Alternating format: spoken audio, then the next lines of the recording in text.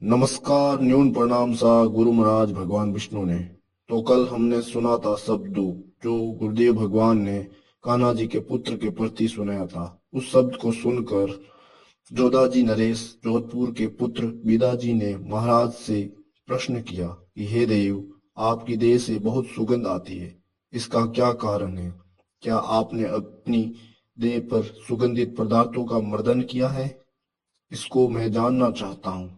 इसके उत्तर में गुरुदेव भगवान ने उसके प्रति शब्द 3 सुनाया, जिसमें गुरुदेव कहते हैं, हे विदा, मेरे शरीर में सुगंधित तेल भी लगाया हुआ नहीं है और सुगंधित में पिष्टन उपटन आदि का मर्दन भी शरीर पर नहीं है।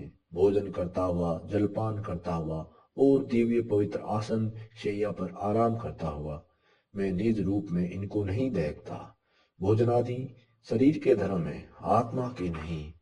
आत्मा के सिवाय दूसरा आधार, सो मैं शुद्ध बुद्ध मुक्त स्वरूप हूँ।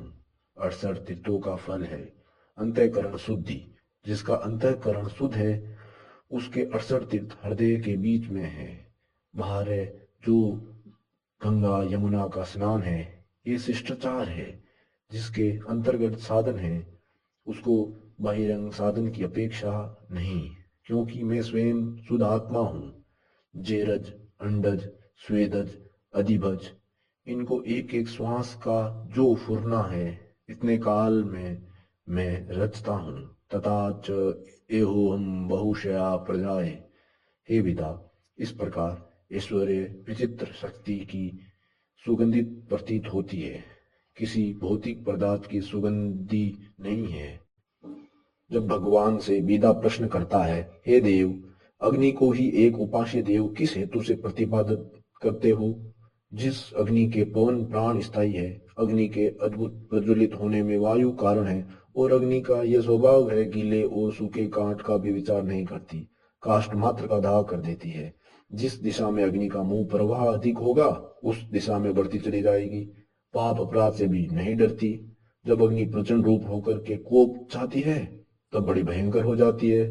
जो पुरुष अग्निकांड में प्रवेश करता है उस पुरुष को भी पुनः दुख का हेतु होकर दाह कर देती है। चाहे अग्नि का स्पर्श ज्ञान में हो चाहे अज्ञान में, दाह ही करती है।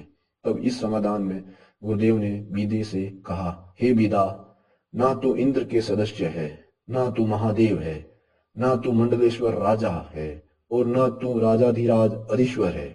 मिथ्या क्षण भंगुर ऐसा जो शरीर है जिसका तो अभिमान करके एक कर्तव्य अग्नि होत्रादि स्रोत यज्ञों के खंडन का तो प्रचार करता है। मिथ्या कल्पित युक्तियों करके लोकायतवाद को अग्निकार करके महाधूतात को शेय समझ करके राक्षसों की तरह वेद विहित यज्ञादि कर्मों की निंदा करता हुआ कुछ भी भय नहीं करता। वेद कहता है, स्वर्ग कामो अजेत, स्वर्ग की कामना वाला यज्ञ करे। यह अध्ययन करना, दान देना, ये 3 धर्म स्कंद के हैं।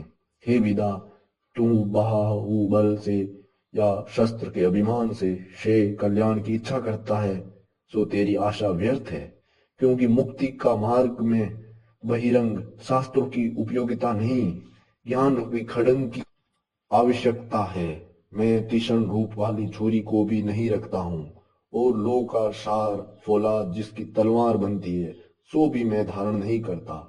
किसी हथियार को भी धारण नहीं करता। सर्व शस्त्रमय केवल एक ज्ञान रूपी तलवार को हाथ में धारण करता हूँ। सूर्य का शत्रु खदोत अग्नि नहीं हो सकती।